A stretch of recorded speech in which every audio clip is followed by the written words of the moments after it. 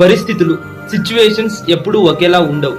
ఎందుకంటే ఈరోజు ఖాళీ జేబుతో ఉన్నవాడు రేపొద్దున నిండుగా సంపాదించేంత స్థాయికి వెళ్ళొచ్చు.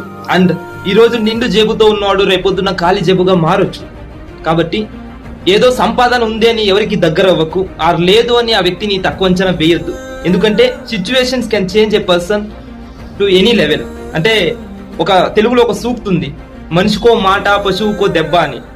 ఆ మాట, ఆ సూక్తి నేనేం చెప్పగలనంటే, మనిషికో పరిస్థితి, ఒక సందర్భం, పశువుకో దెబ్బ.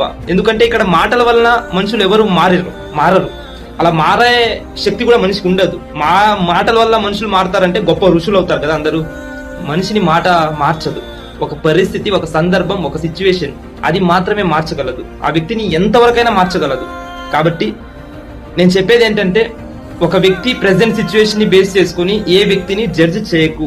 అట్ ద సేమ్ టైం నువ్వు చూస్తుంది కేవలం ఆ వ్యక్తి జీవితంలో, ఆ వ్యక్తి ప్రయాణంలో కేవలం ఒక భాగం మాత్రమే, ఒక అధ్యాయం మాత్రమే. ఇంకో అధ్యాయం రేపు రాయొచ్చు, రేపు ఉండొచ్చు. ఆ అధ్యాయం నీకు కూడా తెలియదు.